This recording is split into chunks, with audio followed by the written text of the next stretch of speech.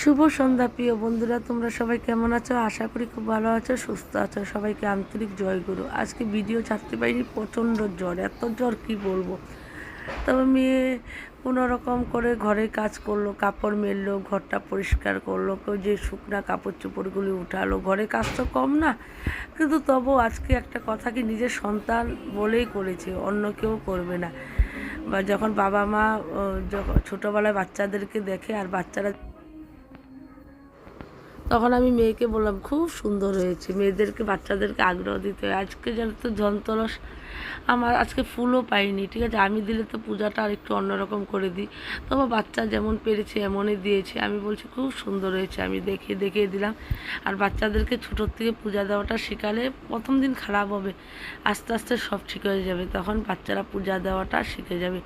ঘরে কাজও কোনো সময় বাচ্চাদেরকে করাতে হয় মিষ্টি মুখে মা বাবা বলে। আর কে বলেছে মেয়ে ভালো, যদি সন্তান ভালো হয়, ছেলে মেয়ে এখনের দিনে সব সমান, ছেলে মেয়ে দুজনেই সমান। মেয়েরাও বাবা মাকে দেখে। সবাইকে অনেক অনেক ভালোবাসা, সবাইকে আন্তরিক জয়গুরু। প্লিজ পাশে থাকবেন।